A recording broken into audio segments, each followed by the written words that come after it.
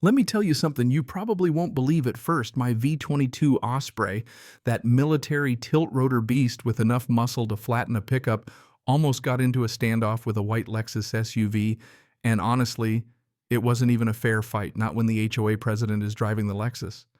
So picture this. I'm up there in my Osprey coming in low after a long flight, and the first thing I see just shining in the afternoon sun like it's taunting me is Karen Henderson's fancy Lexus parked dead center on my private helipad smack over the big yellow H I paid a small fortune to paint. Not beside it, not near it, right on top.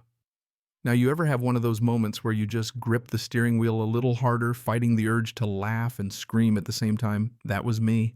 You know what's funny? 6 months earlier, I was just a regular guy. Well, as regular as a retired Marine pilot who spent 2 decades flying missions out of places you've only seen in the movies could be trying to find some peace and quiet outside the city.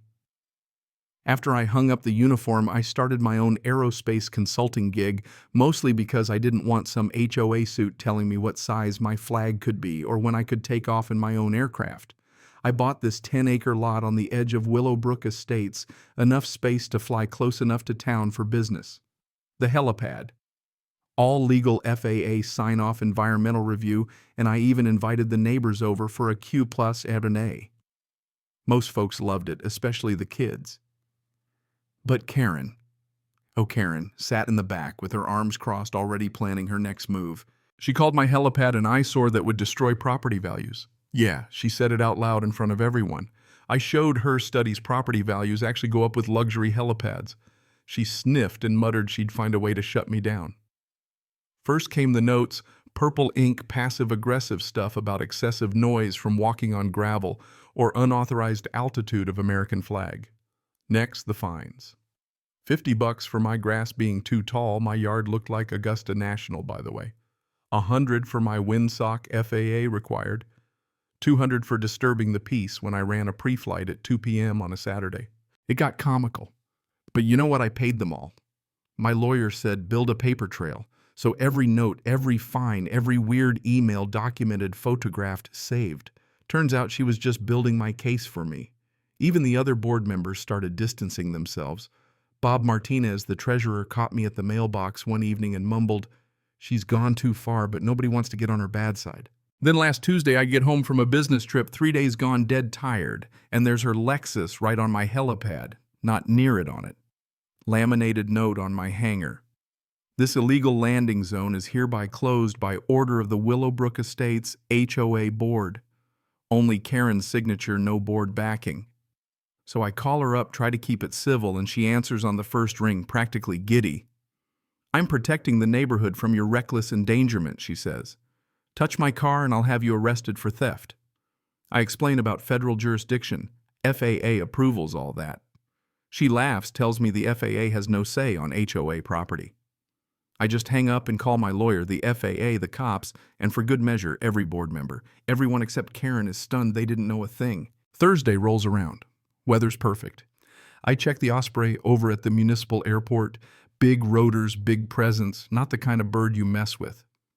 I get my approach cleared with the tower, then hop on emergency frequency to announce I'm landing on my property per federal law. I even call 911 from the cockpit, let them know there's about to be a property dispute involving federal aviation law. The dispatcher sounds impressed, or maybe amused. I circle in and I can see folks gathering phones out ready for a show. Karen bolts out of her house, arms flailing, trying to wave off a 40,000-pound machine. I go textbook rotors forward, hover, then start my descent. Downwash hits like a hurricane. Her Lexus starts rocking, dust everywhere, her hair whipping in every direction. At 50 feet, she's got that look, the "I made a huge mistake" look. She fumbles with her keys, but it's too late. I set the Osprey down with military precision, maybe a little closer to her car than necessary, but hey, that's just what the FAA approach path called for. Alarms go off, papers shoot out her open door.